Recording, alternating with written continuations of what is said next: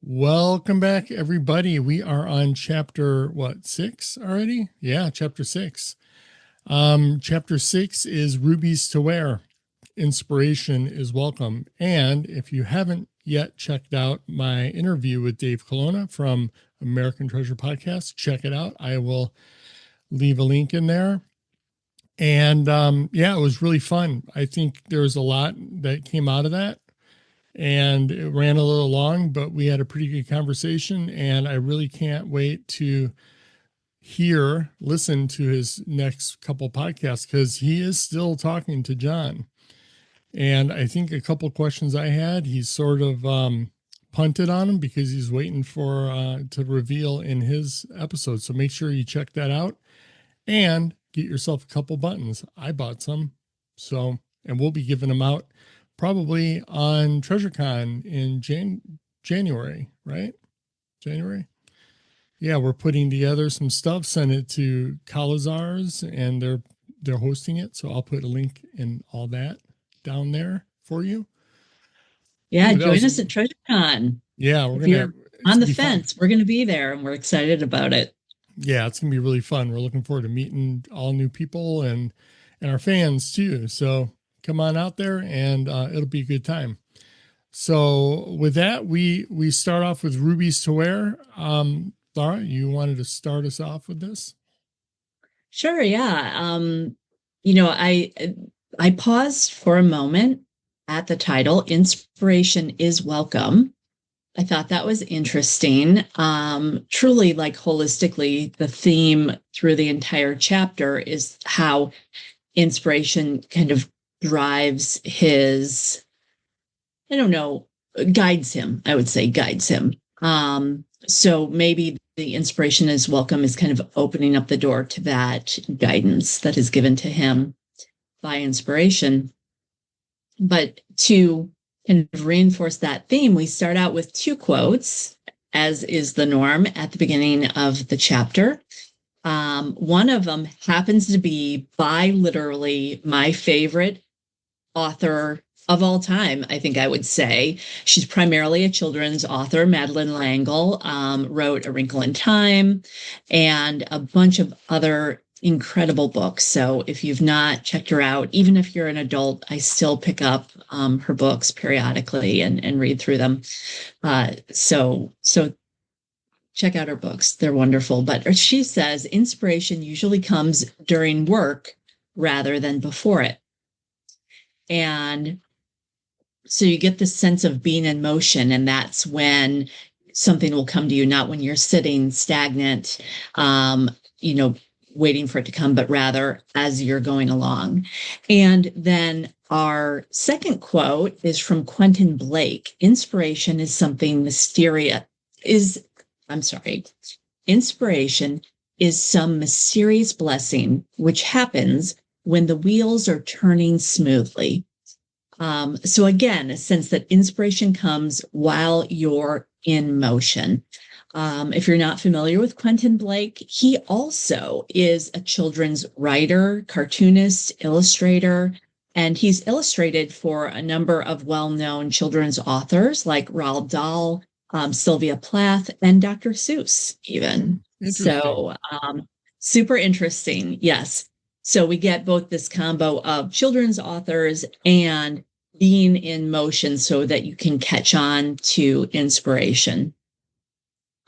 So with that framework, John Collins Black says, the more my actions are guided by inspiration, the greater the chances that they will result in something of value. And that stood out to me because I think for each one of us that is hunting treasure, we want our actions to result in something of value, right? So this kind of reinforcement of inspiration, and that's, you know, is found when you're in motion and then it results in something of value, made me wonder if that in itself is a clue. Could inspiration be in a name that we're looking for? You know, a place name or inspiration point, perhaps. Ooh. Ooh, Watch the but that all submarine intrigued races. me, right? That all intrigued me right from the outset of the chapter. So, any thoughts on that tie to inspiration there? Well, as I so happen to have something. The first sentence goes, some people believe inspiration is divine, and divine is also a word used in the back of the or the front of the dust cover on the back side of the dust cover, like a haiku or something that says, I don't have in front of me, but do you have the I don't have the dust yeah. cover. Um, it's in the living room, I believe. But you guys could look at it, and I'll put it up. I'll put it up on the screen. But the word divine is in there. So is that the inspiration tied to that? Maybe to look at that more carefully and Mhm. see how that once we get through all these chapters, I think we'll be able to better tie that to it, and maybe if it ties to the poem in the back, Joy's Serenade. So this one, at first, honestly, I looked through it, 5 pages, 4.5 pages long, probably one of the shortest chapters in part one. And I was really looking for things, but as you started to tell me what you found, and then I found the inspiration divine, and I never really tied that together because I read this chapter multiple times, and it just Right. jumped out at me at one point, and I'm like, that's something to make note of. Not sure what to do with it yet, but it's something to make note of for sure. So, I think for me, that's been one of the greatest joys of this process is when we're both reading through and individually we come up with independent things and then we come together and it like truly sparks and we both are inspired Yeah. by the thoughts of each other. So I think that's awesome. I love Yeah. that. And what also is inspiring is that ruby necklace on the front in the beginning of the chapter. I would wear that if I found that. I'd wear that. I'd totally wear that every day. I would love to see you rocking that with your Snoopy Iron Dog t-shirt.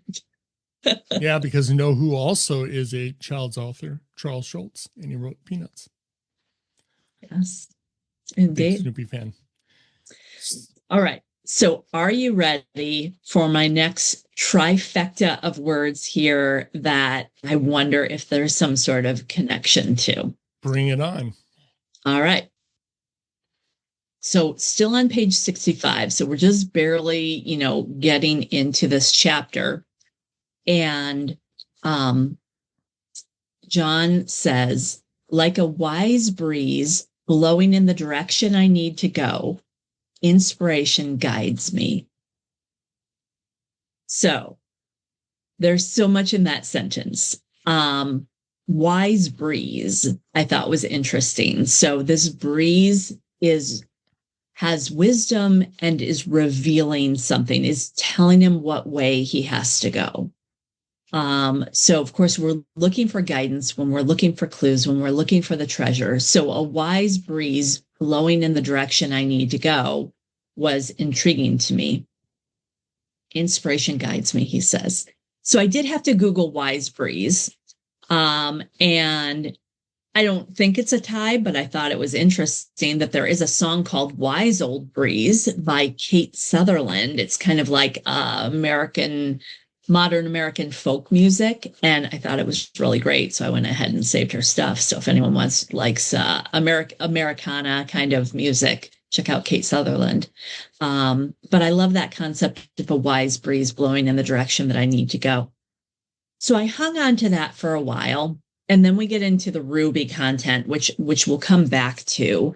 But as I was kind of wrapping up the chapter, I came to page 69, and he says, like the wind, inspiration is an invisible force that can move us. Also, it's almost magical. So here's our second mention of wind in the chapter, and wind being kind of an invisible guiding force with wisdom. and being magical. And I thought, oh, well, that's super intriguing. Now we have two mentions of wind in a way that is kind of leading us to an inspired answer. And then I kept reading, and it said, will you need inspiration to find the treasure boxes I have hidden? I imagine you might. If you ever feel discouraged while searching, remember you can aspire for a little help. Call to it, just like peering behind a rock to find a treasure box. Inspiration can appear almost anywhere. Just feel for where the breeze nudges you. Ooh, that's Third interesting. mention of breeze or wind showing you where to go. Yeah, no, that's pretty interesting. And in tying with the inspiration theme, right? Although I don't have a trifecta, I have my two so far. You know, the first one being the first sentence where inspiration is divine, but also you mentioned the first two quotes were from authors of children's books, and maybe the reason why he put those in there is because he was inspired and became and started his Marble Press, a children's book publishing company. Yeah, that's so true. Hmm. I Super think that might, intriguing. yeah. No, I just put that together actually just now. So Yeah, yeah. Yeah, I think that's all really interesting. And maybe, I felt like holistically it gave me a peek a bit more into who he is. I hope that we get the opportunity to meet him sometime because, the things that inspire him and seem to give him joy, I can completely relate to. And, and maybe that takes me to another point in this chapter that is maybe seemingly random, but when he's talking about on page 69 about kind of church and faith and let's see, I'm heading there. I think he talks about the fact that his father was a pastor, but he never quite found inspiration in this traditional white church. But when he went to this Black Baptist church, that inspired him. The music and the dancing and the joy and the excitement that happened there, that was something that had really inspired him. And I can 1000% relate to that feeling. And I thought that was so amazing. And then he follows that up, still talking about inspiration. He says inspiration in fatherhood, music and writing, travel, adventures, nature, and writing children's books. So we definitely, I think he poured out, even in the short chapter, a lot of who he is and what inspires him, in the narrative. And I really enjoyed that part of it. yeah, no, I could relate to that as well. I did find it a little interesting that this also has two more quotes within the chapter on page Yeah. 68 when he finished off with a paragraph before saying we couldn't afford posters to hang in our room. So I'd walk into Walden Books, which I remember being walking into Walden Books as a child. And he would write down inspirational quotes from posters he saw there. And two of the quotes, one from Vince Lombardi that says, to be successful in life demands that a man make a personal commitment to excellence. And each week there is a new encounter. Each day there's a new challenge. And the second one is from Ralph Waldo Emerson, is what lies behind us and what lies before us are tiny matters compared to what lies within us. Yeah. So I Those thought were those so were great. very inspirational quotes as well. Yeah. And I Um, loved the picture of him taking us back to Walden Books. Like as a yeah, kid, that was one of my favorite places in the world. Like just there was so much potential there when, growing up in the 80s and not having, of course, internet. I mean, we're so far away from that. The only way you could get information was the library, if you had encyclopedias in your house or if you went to the bookstore. And it was yeah, like the whole world was hidden within those bookstores. It was just Such a Yeah. magical place for me. Yeah, when you have an unsupervised preteen walking through the bookstore, you get to get exposed to some pretty interesting things. You know, we're not supposed to judge a book by its cover, but that's the covers always drew me to the ones. And yeah, I just remember looking at the different books, a lot of like psychology books, believe it or not. I was looking at, Yeah. didn't know Yeah, what they for actually sure. meant, but they were pretty cool. Yeah. The pictures of the jewelry, one was two yet new yet from a previous chapter, and then there was the the one of the necklace and the, I believe, their earrings on the other Mhm. ones. I Yeah, forgot. earrings. So if you want to see the artists who did these, go to there's Treasure Inside Unofficial Podcast. I'll put a link to the video below, but they interviewed the artists that created those. So Oh, no way. yeah, Wow. super interesting. So I'll leave a link for them. They have a weekly podcast they put out, both audio on Spotify and stuff, and also on YouTube, where three of them Nice. sit and talk about different things. So I listen to them. I subscribe to them too. So check them out. I'm sure a lot of our listeners do as well. Yeah, I'd like to listen in on that. So I'll look for your link. Yeah. But I thought the little bit of context and history about rubies was interesting. Hmm. I didn't really know any of this before. Rubies being thought to bring people success, health, longevity, and even enlightenment. Um, and then in Thailand, in the Nopakato, no, I don't even know how to say it. Napakau, 9 gemstones signaling or representing 8 planets plus the sun, and that the ruby is the sun. And it truly is apparently one of the most valuable of the gemstones.